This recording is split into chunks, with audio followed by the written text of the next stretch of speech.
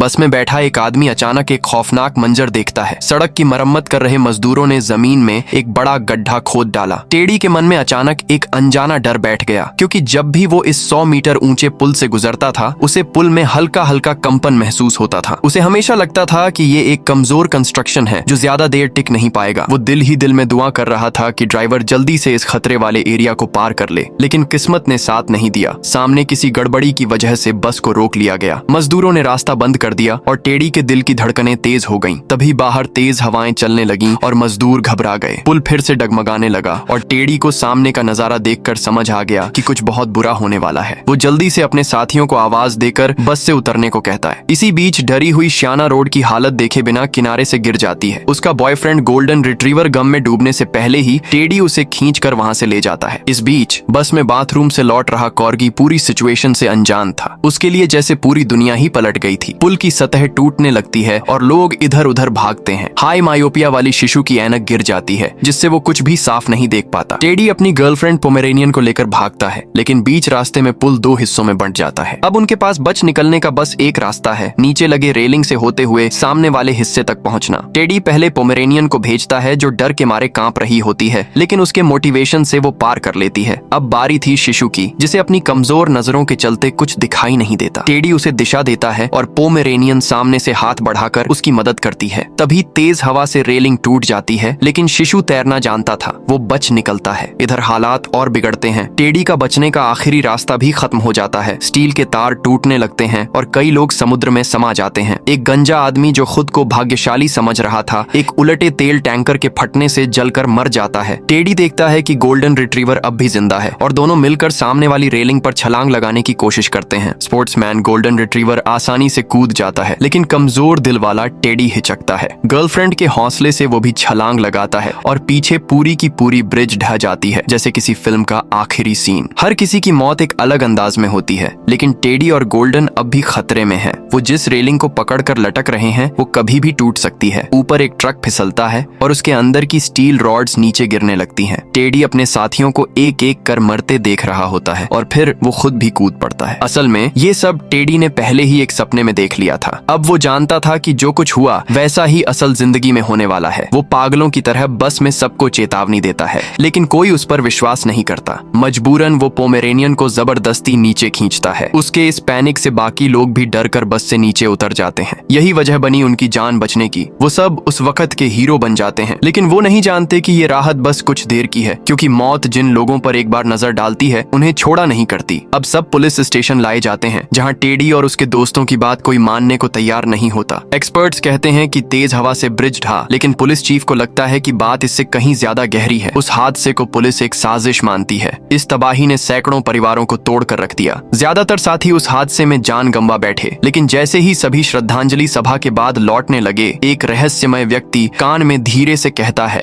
उसे धोखा और रुकावट पसंद नहीं है, तुम्हें सावधान रहना चाहिए। इसके ठीक बाद एसी पर लगी एक स्क्रू जोरदार कंपन के चलते धीरे धीरे ढीली होने लगती है और फिर वो स्क्रू नीचे गिरती है, सीधे उस बैलेंस बीम पर, जहां एक लड़की अपनी परफॉर्मेंस में डूबी होती है। लेकिन किसी चमत्कार की तरह उसके साथ कुछ नहीं होता। फिर आता है उसका पसंदीदा इवेंट, हाई बार, लेकिन वहां भी स्क्रू धीरे धीरे ढीली हो रही थी। इसी दौरान पास की बैलेंस बीम पर एक और लड़की स्क्रू पर पैर रख देती है, पांव फिसलता है और वहां रखी एक बड़ी पंखी गिर जाती है। उसका असर हाई बार पर करती लड़की पर भी पड़ता है। पुलिस ने इस पूरी घटना को बार बार सिम्युलेट किया, लेकिन उस हादसे को दोहराया नहीं जा सका। इसी बीच निक वहां पहुंचता है। उसे समझ नहीं आता कि जो लड़की हाई बार की चैंपियन थी वो हादसे का शिकार कैसे हो सकती है। तभी उसकी नजर उस रहस्यमयी व्यक्ति पर फिर से पड़ती है, लेकिन वो पलक झपकते ही गायब हो जाता है। पूरी कंपनी मातम में डूबी होती है। बार बार हो रहे हादसे सबको अंदर से तोड़ रहे होते हैं, लेकिन ऐनक वाली लड़की को इससे फर्क नहीं पड़ता। उसे लगता है कि जिम्नास्टिक्स तो वैसे भी खतरनाक खेल है, हादसे होना आम बात है। इतना कहकर वो वहां से निकल जाती है और जाते वक्त गलती से एक फोटो फ्रेम गिरा देती है, मगर जल्दबाजी में उसे फर्क नहीं पड़ता, क्योंकि उसे प्राइवेट डॉक्टर से अपॉइंटमेंट मिला होता है।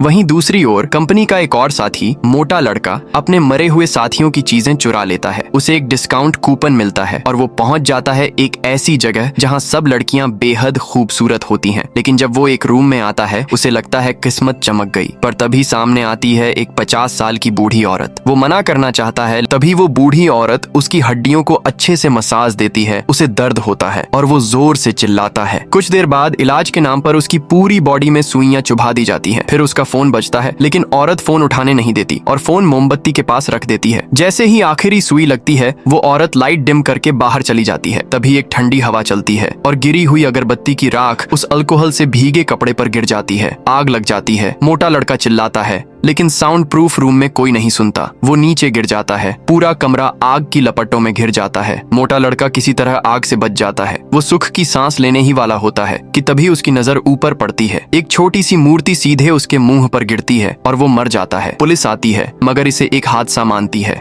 इस बीच निक फिर से उस रहस्यमयी आदमी को देखता है। वो पीछा करता है और पूछता है, तू कौन है? बाथरूम में था, फिर जिम में और अब यहाँ तू क्या कर रहा है? वो शख्स जवाब देता है, तुम्हें उस पुल पर मर जाना चाहिए था, तुम यहाँ नहीं हो सकते थे, तुम्हारी मौत तय थी। और आखिर में आता है वो सवाल जो सबको चौंका देता है, तो क्या अब हम मरने वाले हैं? क्या यही किस्मत है? हम जिंदा बचे थे, अब फिर मरना होगा। लेकिन तभी निक ने सबको समझाया, सिर्फ सबकी मौत नहीं होगी, क्योंकि जब मुझे वो विजन आया था उस पुल पर गिरने से पहले ही लीसा वहाँ से भाग गई थी। बस निक की यही दो बातें उसके दोस्त के दिल में जलन भर गईं। आदमी अपनी बात कहकर वहां से चला गया। पीछे बस कुछ लोग रह गए जिनके चेहरे पर था सिर्फ कंफ्यूजन और हैरानी, क्योंकि अगर उसकी बात सही थी तो अब बारी थी इनकी। उधर एक और साथी अस्पताल पहुंच चुका था। हाल ही में इतनी घटनाएं हो चुकी थीं कि उसने ठान लिया अब अपनी नजदीकी नजर ठीक करवानी ही होगी। ऑपरेशन थिएटर में जाने से पहले उसने नियम के मुताबिक अपना पानी का ग्लास वाटर डिस्पेंसर पर रखा, लेकिन किसी को क्या पता था कि यही ग्लास बन जाएगा एक नए बुरे सपने की शुरुआत। नर्वस माहौल को हल्का करने के लिए डॉक्टर ने एक टेडी बियर ला कर दी, फिर उसके सिर को फिक्स कर दिया और आंखों की सफाई शुरू की। इसके बाद डॉक्टर ने एक एक्सपेंडर निकाला और लड़की की आंखें खोल दी, लेकिन डर के मारे लड़के ने टेडी बियर की आंखें ही निकाल दी। डॉक्टर को इसका पता तक नहीं चला, वो तो मशीन में डेटा एंटर करने में बिजी था। फिर डॉक्टर को कुछ डॉक्यूमेंट में गड़बड़ लगी और वो नर्स को चेक कराने चला गया। लड़की कमरे में अकेली रह गई। इधर वाटर डिस्पेंसर में पानी भरने की वजह से कंपन हुआ और ऊपर रखा ग्लास गिरा सीधा मशीन पर। अगले ही पल मशीन एक्टिव हो गई और ऊंचाई बढ़ने लगी। लड़की डर के मारे चिल्लाई, कोई है, कोई है, लेकिन डॉक्टर की कोई आवाज नहीं आई। अब मशीन क्रिटिकल लिमिट पर पहुंच रही थी। कंपन से स्विच गिरने ही वाला था। लड़की ने डरते हुए हाथ बढ़ाया, कंट्रोलर लेने की कोशिश की, लेकिन गलती से वो गैस सिलेंडर ही गिरा बैठी। अगले ही सेकंड लेजर कटर चालू हो गया। उसकी आंख पर एक सीधी कट लग गई। अब उसने पूरी ताकत से अपने सिर की जंजीर खोलने की कोशिश की, लेकिन तब तक दूसरी कमांड भी शुरू हो गई। अपनी आंखें बचाने के लिए उसने हाथ से ढंकने की कोशिश की और फिर तीसरी कमांड शुरू होने ही वाली थी। तभी निक और उसकी गर्लफ्रेंड वहां पहुंच गए। लीसा अब भी खतरे में थी, लेकिन ठीक थी। लगातार हो रही इन घटनाओं ने निक को मजबूर कर दिया ये मानने पर कि ये सब मौत का प्लान है। एक एक करके हर बचे हुए इंसान से बदला लिया जा रहा है। यहाँ तक कि पुलिस चीफ भी अब शक करने लगे थे। निक के पास कोई चारा नहीं था। उसने वो सारी बात दोबारा बताई जो उस रहस्यमयी आदमी ने उसे कही थी, लेकिन पुलिस अब और भी कंफ्यूज हो गई। अगले दिन निक को उस ब्रिज का फ्लैशबैक आने लगा। उसे यकीन था मौत का ऑर्डर वही है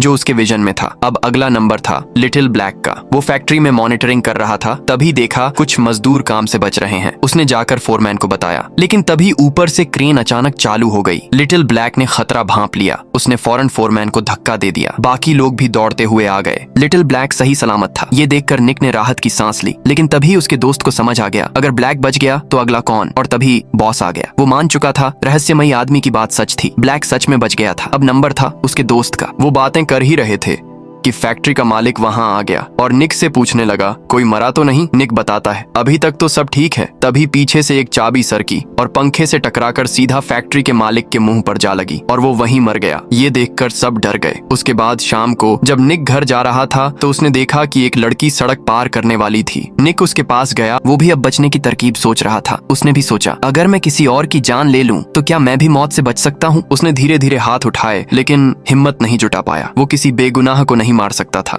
रात को वो निक से मिलने गया। उसका मानना था कोई नहीं मरना चाहिए, तो लीसा क्यों बची? कहते कहते उसने पिस्तौल निकाल ली और तय किया कि अब लड़की उसकी जगह मरेगी। शुक्र है निक अलर्ट था। उसने फौरन गर्लफ्रेंड को खींचा और किचन की तरफ भागे। गोलियों की आवाज सुनकर बाहर खड़ा पुलिस वाला भी अंदर आया। निक ने लीसा से कहा, छिप जाओ, मैं उसे रोकूंगा। निक का मानना था कि असली टारगेट लीसा है तो वो खुद से ज्यादा सेफ रहेगी, लेकिन अब वो आदमी पागल हो चुका था। उसने एक गोली चलाकर पास का सारा सामान तोड़ दिया और निक को धमकाया, लीसा को मेरे हवाले कर दो। डरी हुई लीसा ने जल्दी से छुरी उठाई, लेकिन सामने से टकरा गई पुलिस वाले से। लड़के ने पुलिस वाले को गोली मार दी। पुलिस वाला घायल हो गया और बन गया बलि का बकरा। लीसा ने उस आदमी से गिड़गिड़ाकर कहा, प्लीज छोड़ दो हमें। लेकिन अब दोस्त मान चुका था, अगर वो लीसा को छोड़ देगा तो वो गवाह बन जाएगी और वो अपनी चुराई हुई जिंदगी जेल में नहीं बिताना चाहता था। तभी निक एकदम से सामने आया और उठाकर सीधा एक फ्राइंग पैन दे मारा। ये सब कुछ बहुत तेजी से हुआ। नीचे गिरती बंदूक सीधा जाकर जलते हुए फायरप्लेस में जा गिरी, लेकिन निक अपने पुराने दोस्त के सामने बिल्कुल भी टिक नहीं पाया।